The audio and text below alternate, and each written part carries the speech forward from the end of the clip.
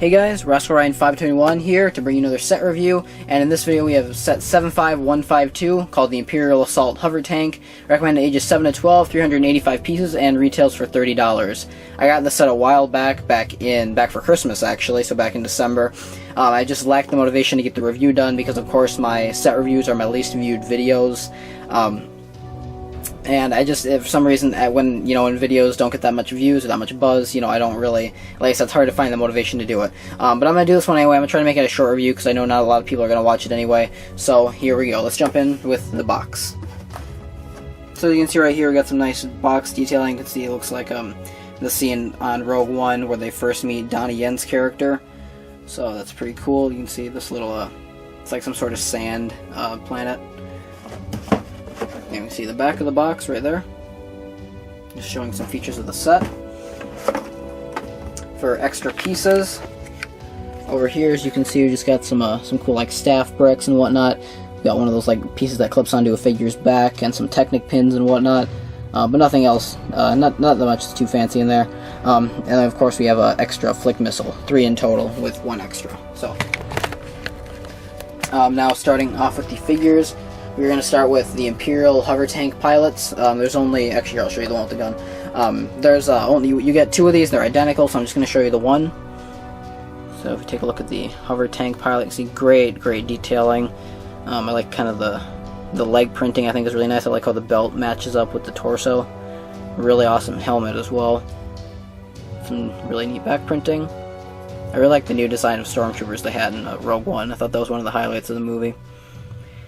So yeah, really cool face, or I should say helmet printing, and then as Jang Bricks likes to refer to him as, we get Angry Clone right here. So that's pretty cool. Both of these are of course the exact same, so I'll only be showing you one. And then whoops. Our last figure, third and final figure, is Chirrut Imwe, I believe. Yeah, that's Donnie. I just call him Donnie Yen's character, but for those of you that want to hear his name is Chirrut Imwe. Couple problems with this figure, not so much the figure as much the accessories. Like here, we'll just look at the figure in general. The printing on this is immaculate. It looks incredible. Really good job, especially with, like, I love that they put the little what do they call these, pauldrons or whatever. No, I think that's a term that means something else.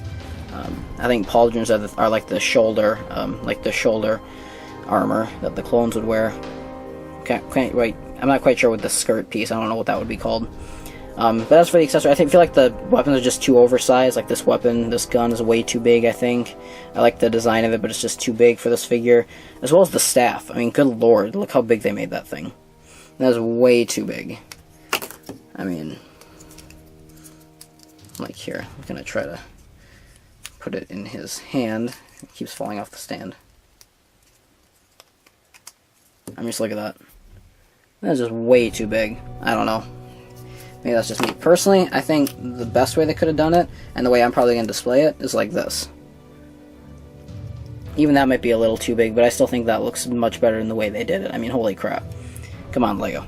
But, see, like I said, nice torso printing. He's got a clip on the back for either holding his gun or his staff. And then some nice facial printing as well. Kind of a smiling face.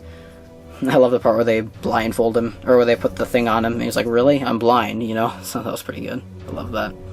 Really cool character in the movie. I'm one with the Force, and the Force is with me. So,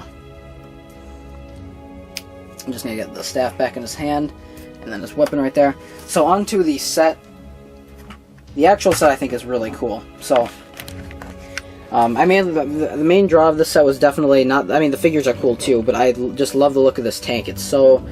it just screams classic Star Wars Imperial Arsenal to me. I just love kind of the design of it. It's not even really a tank, it's more of just like a transport vehicle. Even though they like to call it a tank, I'm pretty sure it's just a transport vehicle. It's got some really cool like little ventilation systems, looks like on the front here, some awesome rotating weapons. That if this thing sat higher from the ground, then these would definitely do a 360, but the ground gets in the way of that being able to be achieved. Get some clips for weapons on the side, get a little bit of a docking area back here with the storage crate, which I'll show you in a second.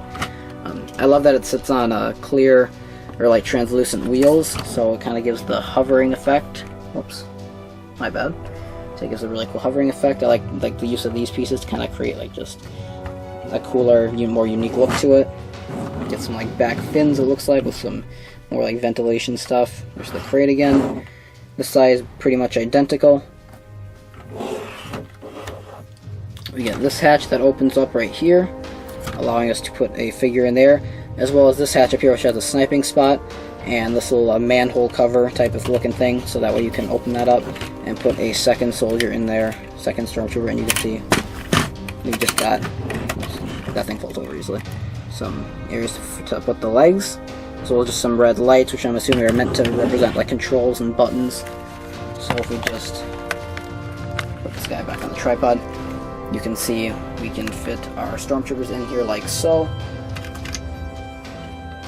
He goes down in there.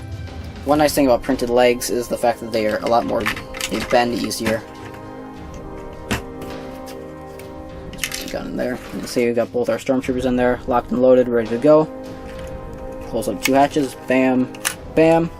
And then of course our storage crate right here. I'll actually just put this on the minifigure stand. Pretty neat looking storage crate, just like, you know, orange and black. Got some nice handles on the side, and then of course this lifts up like so. And then inside we have a little pistol. Trying to get away, show you. A little pistol, as well as some binoculars, which are supposed to be what the stormtrooper that doesn't have a weapon is supposed to hold. The binoculars and that little pistol. So, and then of course there's multiple areas on the back to stand figures or to put the storage crate. I believe you get storage crates in 1 or 2 other sets. You can get another one, put it right there, or maybe even put some on the side right here if you can get them to fit. Or you can just, like I said, put figures on there too as well. So yeah, really cool looking set. Overall, I really like this thing. It's one of only 2 Rogue One sets I bought. I'm also going to be getting the Assault or the Battle on Scarif, whatever it's called, the beach one, that I think is already out. I'll probably wait a little bit and buy that soon. But yeah, for now, of the 2 Rogue One sets I own, I don't know if I want to say this one's, it's kind of, I don't know which one's my favorite. It's hard to tell, but as for the overall design of the vehicle, I probably like this one a little bit more. But thanks for watching, guys. Hope you like it, and I will see you later. Peace out.